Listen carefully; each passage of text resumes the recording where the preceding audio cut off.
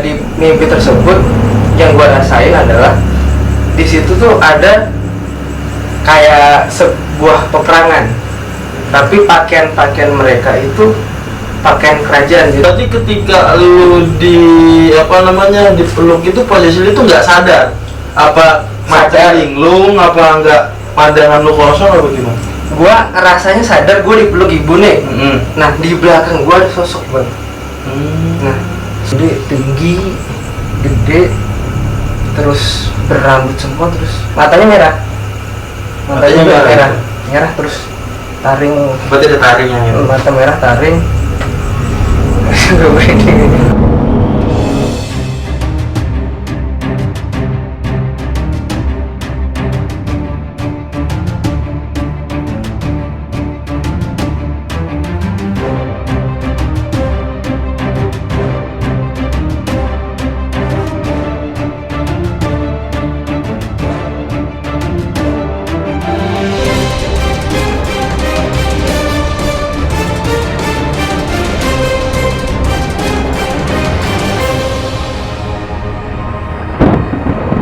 Assalamualaikum warahmatullahi wabarakatuh. Berjumpa kembali dengan gua Gembul di Shelter. Oke, untuk kali ini gua mendatangkan tamu gitu kan, yang video kemarin sempat disinggung oleh si Bang Peang gitu kan, yang namanya Mr. I itu kan, yaitu dia akan datang ke sini, dia akan menceritakan dengan kisah dia juga yang horor dan misteri, yang bagaimana sih gitu kan cerita dia itu kan, tadi penasaran gitu kan. Oke, sebelum itu kita kenalkan dulu. Assalamualaikum bang. Waalaikumsalam bang. Ya, coba kenalin mas. Oke, perkenalkan nama saya Iwan. Saya asli Ponorogo. Saya teman kampusnya Mas Muhardi. Salam kenal. Oke. Jadi untuk kali ini gitu kan, sebelum lu cerita gitu, ngopi-ngopi dulu kali. Saya air putih aja. Oh, air putih. Oke, siap. Nanti dulu aja kali ya. Iya. Oke, untuk kali ini dia akan cerita itu pengalaman dia, misteri dia ketika dia masih kecil. Oke. Kalian penasaran? Saksikan ceritanya.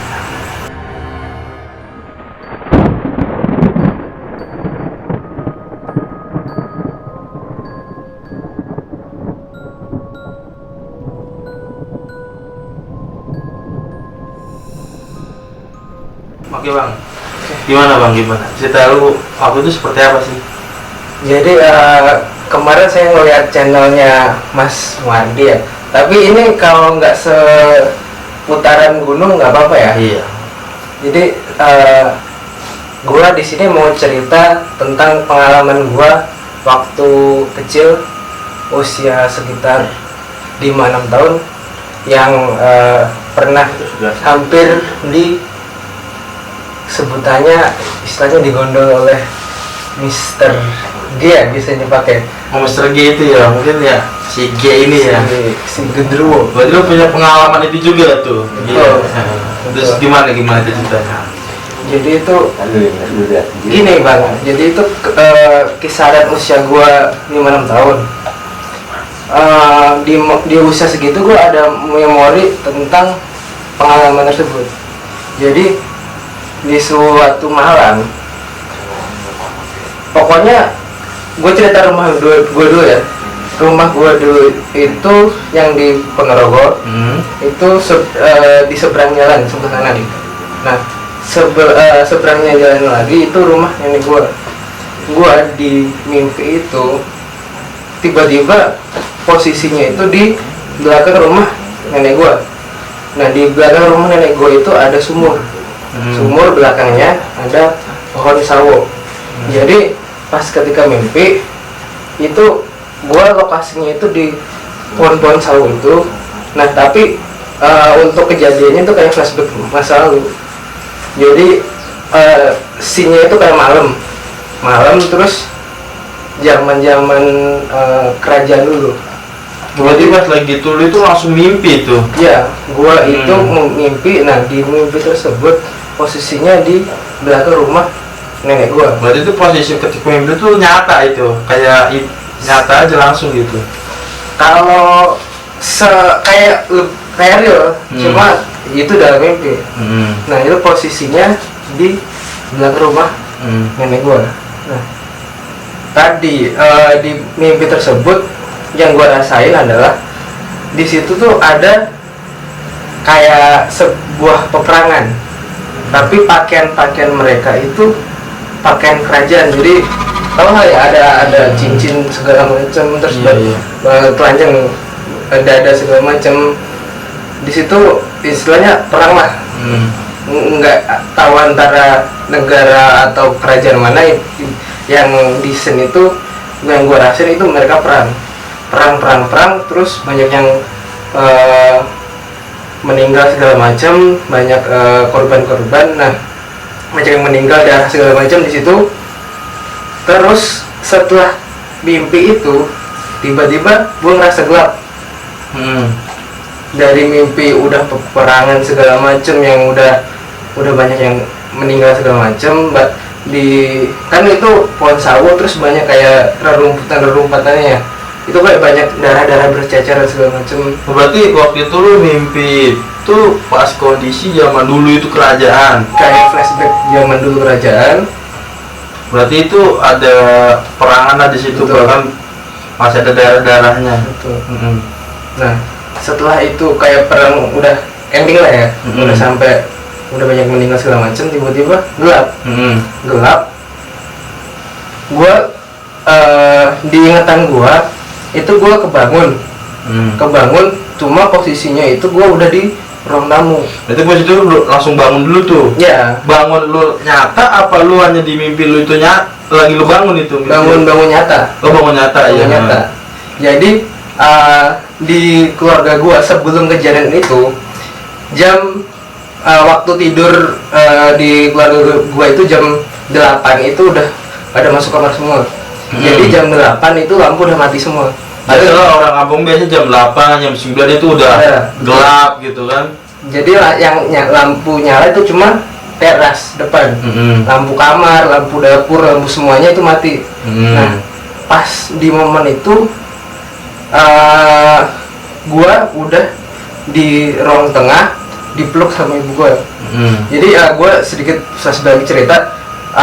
Gua berdua bersaudara, punya kakak satu, terus di rumah itu tiga orang, jadi ibu, kakak, sama gua. Bapak gua ngerantau, jadi di rumah itu cuma 3 orang. Iya. Nah saat itu gua ngerasa gua kayak di ruang tamu dipeluk sama ibu gua, dipeluk sama ibu gua. Kakak gua nyari pertolongan keluar. Kakak gua ke rumah tetangga gue yang... Oh berarti ketika lu dipeluk itu posisi lu itu nggak sadar? Apa mata linglung, apa nggak pandangan lu kosong atau gimana? Gua rasanya sadar gue dipeluk ibu nih. Nah di belakang gue ada sosok gue. Nah sosoknya itu banyak yang bilang itu genderuwo. Iya. Gitu. Kalau sosok yang gue lihat depan mata ya, itu jadi kayak kera. Kalau seukuran gorila, tapi bulunya lebat banget, terus hitam. Jadi kayak ukuran gorila, cuma kalau lebatnya lu pernah tahu uang kertas 500-an? Iya. Nah, yang kertas ya? Iya. Yang zaman dulu. Iya. Nah, kertas zaman dulu itu yang kalau di belakangnya itu ada rumah. Betul. Dan sering buat bercandaan kita zaman dulu. Iya. Kan, tok assalamualaikum. Ada gitu kan. Ya, betul. Iya. Mulutnya lebih gede, cuma bulunya selebat itu. Iya. Cuma warna hitam.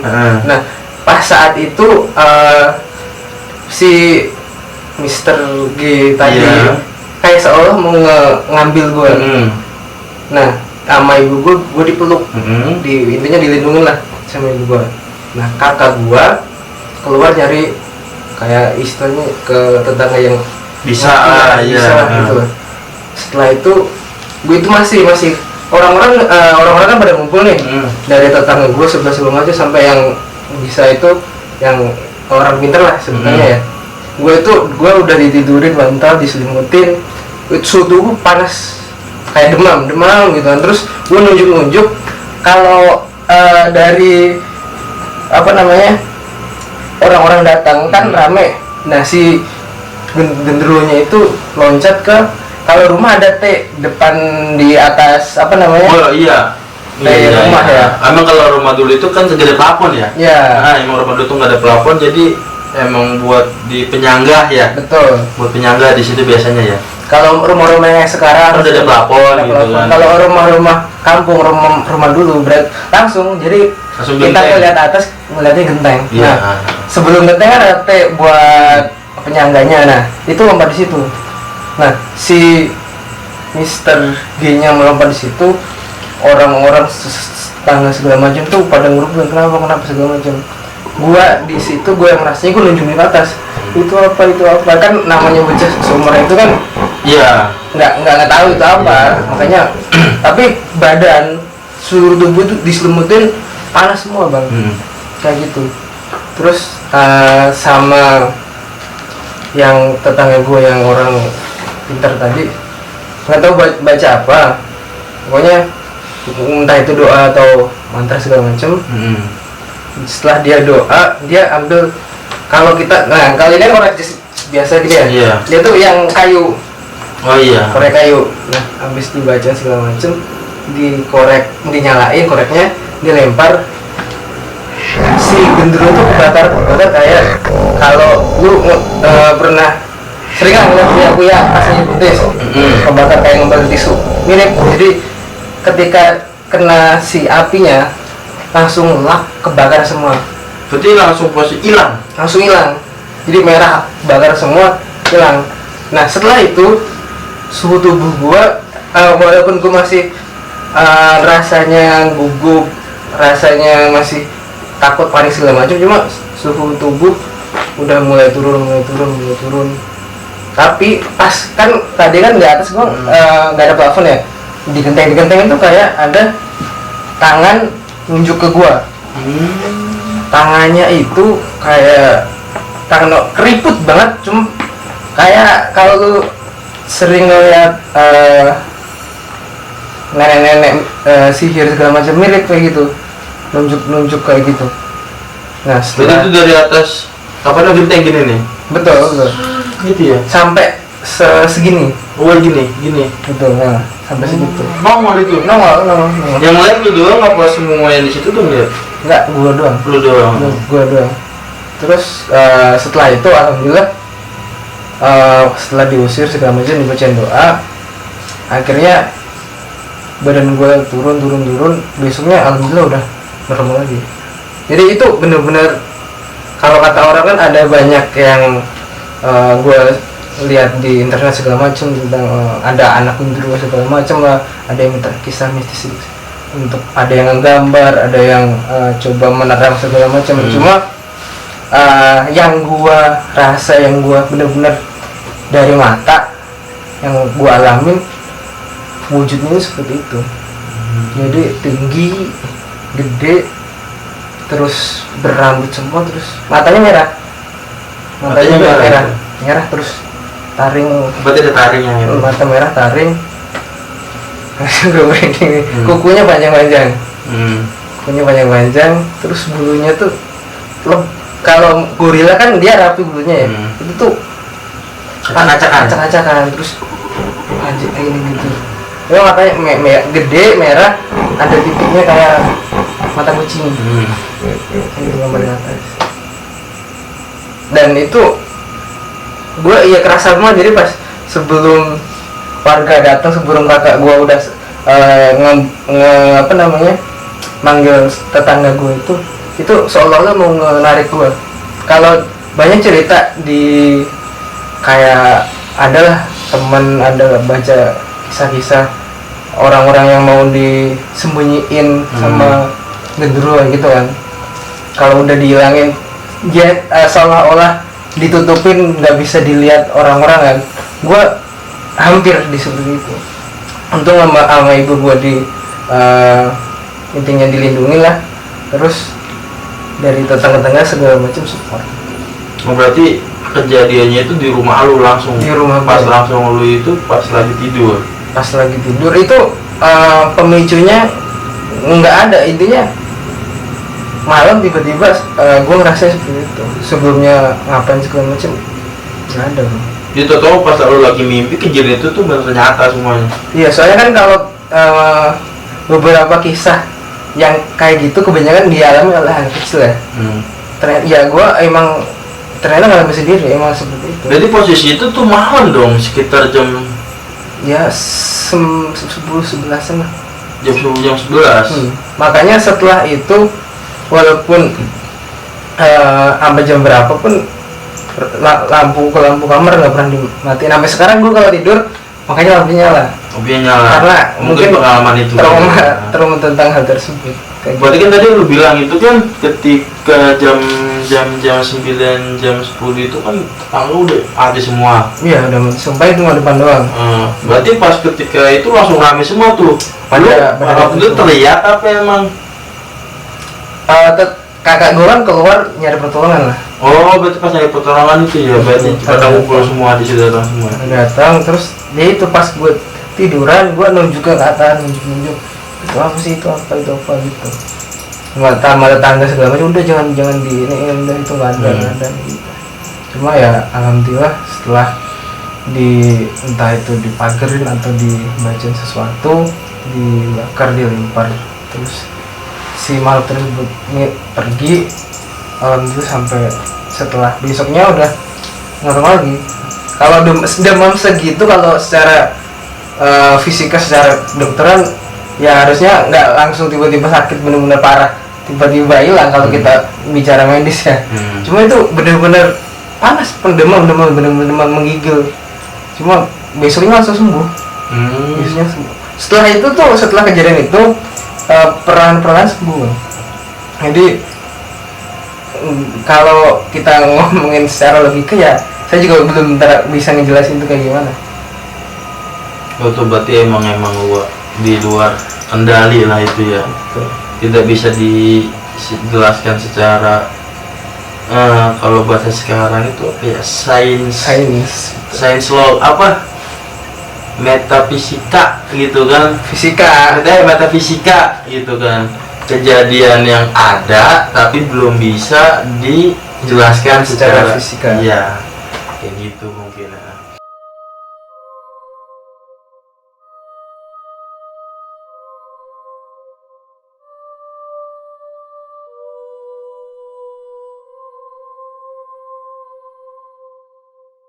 Oke Bang, gue emang ada beberapa pertanyaan gitu ya kan. Kayak tadi itu ketika Gundurwo itu habis kebakar, terus lu dimunculin tangan itu kan.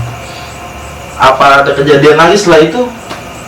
Apa setelah itu lu habis panas terus sembuh udah nggak ada kejadian lagi? Paling sih kan tadi kan mengarah ke rumah belakang nenek gue ya.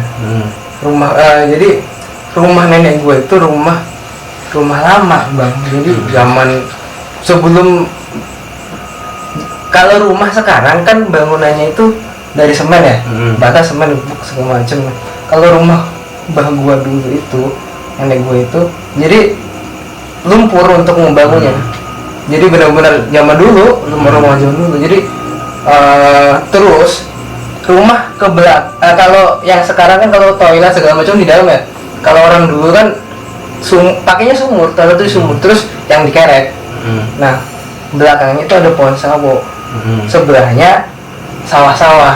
Nah, di sawah-sawah itu ya kata orang mah ya akan ada pohon bambu segala macam ya. Kata ya tetangga segala macam itu banyak kejadian kayak gitu. Karena itu di situ ini pengalaman kecil juga sih bang. Kalau di bulan puasa kan, kalau bocah-bocah biasanya kalau siang pagi sampai siang kan nahan puasa nih, ngabuburit, kita nyalain petasan kan bang ya. Kalau ada kejadian gini bang, pernah teman-teman bocah-bocah di situ ya namanya bocah-bocah nyalain petasan bambu yang dari karbit segala macam kan, dinyalain di situ. udah tahu tempatnya angker dinyalain. Padahal siang-siang sih jam-jam 3-4 lah, masih hitungannya belum waktu buka kan ya kalau jam-jam segitu. Nyalain di situ jedar kan ada pohon bambu ya, pohon bambu terus daunnya kan banyak ya, kan nyalainnya pakai api. Nah ada percikan yang kena ke rerumputan kan, ke daun-daun kering, kebakar. Daun-daun kering itu karena udah mau ngebakar yang lain, bocah-bocah inisiatif. Saya sih sebenarnya inisiatif tuh, ngambil batu bata, terus saya matiinnya, saya pukul-pukul apinya, inisiatif biar si api itu mati. Nah malamnya kan sehabis buka puasa biasalah, ibu saya itu, nah rumahnya tadi saya agak flashback dulu Bang ya. Jadi rumah saya itu di seberang jalan, rumah nenek saya di seberang jalannya lagi kan. Rumah saya yang ini kan masih baru, jadi belum ada toilet segala macam. Kalau mandi wudhu segala macam tuh ke rumahnya mbak saya, ke toilet, ke sumur tadi. Nah itu kejadiannya habis maghrib, mau sholat maghrib, saya sama ibu segala macam ke situ wudhu. Nah yang ada sebelahnya itu kan yang tadi pohon bambu yang buat petasan tadi yang mengangker itu kan. Saya pulangnya sama ibu yang udah wudhu pulang sholat. Setelah sholat saya beli makan, ibu masih di rumah buka puasa. Saya sama kakak saya beli tambahan lauk lah buat makan lah buka puasa, balik lagi kita makan bareng-bareng. Nah baru beberapa suap kita udah dihidangkan, terus baru beberapa suap ibu saya tiba-tiba diem. Terus saya, ini kenapa ibu saya tiba-tiba? Ternyata kesurupan. Kesurupan kan nggak tahu nih, panik lah. Iya. Saya juga panik, kakak saya panik. Kakak saya keluar ngambil manggil tetangga segala macam yang bisa itu. Nah tetangga ngumpul, terus orang-orang ngumpul banyak segala macam, ditanyain lah, mau disembuhin, dibaca-baca segala macam. Si ibu saya yang lagi kesurupan itu ngomongnya, jangan pukulin saya.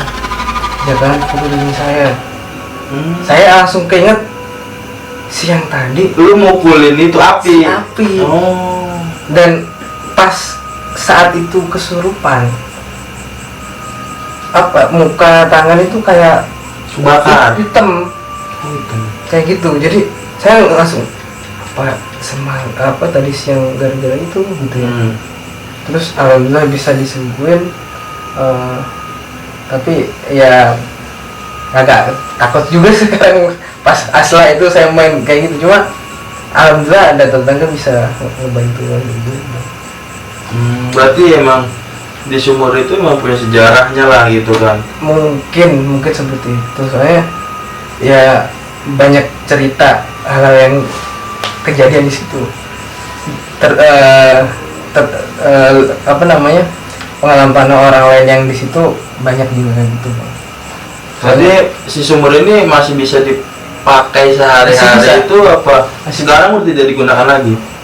Sekarang masih bisa sih, kalau artinya sekarang masih dipakai kan? Masih bisa dipakai, cuma jarang digunakan. Tapi kalau dalam fungsinya masih bisa.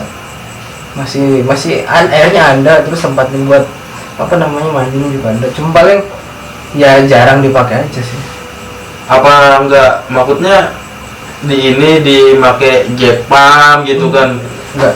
Karena situ kan banyak kejadian-kejadian enggak. Soalnya pertama itu udah beda rumah, ya kan. Terus tetangga-tetangga sekarang udah pindah ke sumur bor. Jadi itu ya kalau mau diuruk juga kan nggak boleh ya sebenarnya.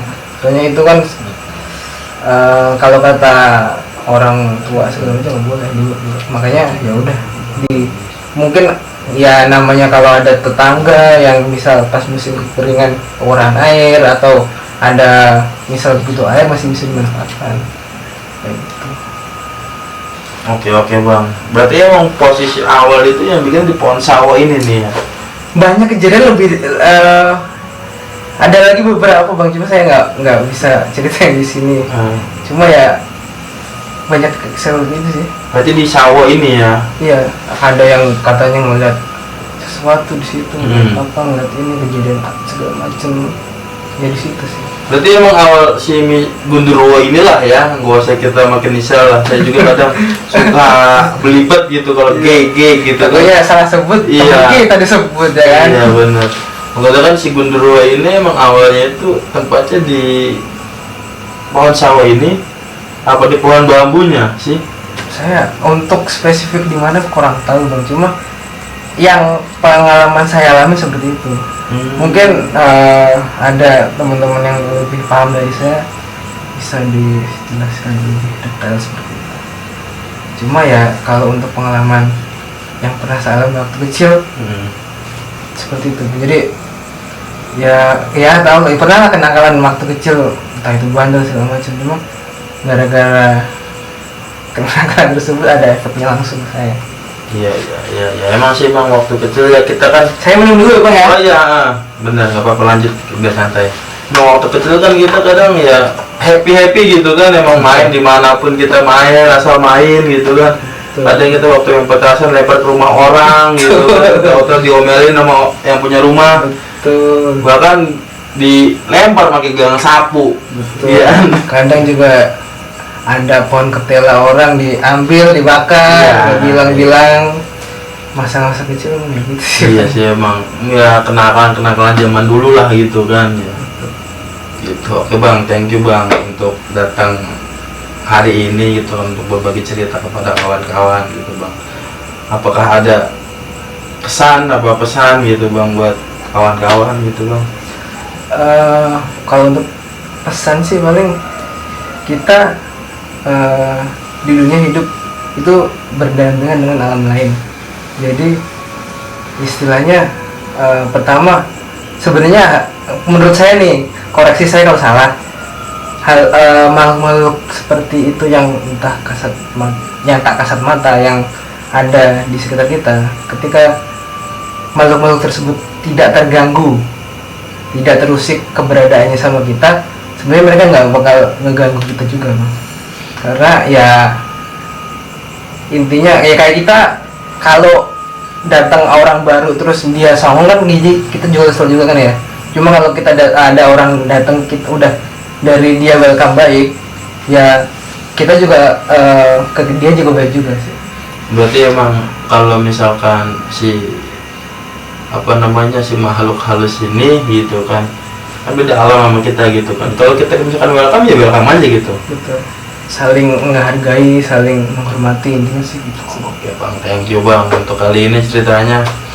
Oke, untuk kawan-kawan sampai di sini dulu ceritanya. Mungkin kalian yang punya cerita-cerita horor, cerita pendaki gitu kan, cerita pengalaman kalian masa kecil, kejadian kemarin apa kapanpun, bisa email di bawah ini gitu kan, atau DM ke IG saya, nanti kita panggil kalian. Saya boleh closing nggak bang? Boleh silakan ya. Jadi tetap di channel ini stay on in shelter. Oke.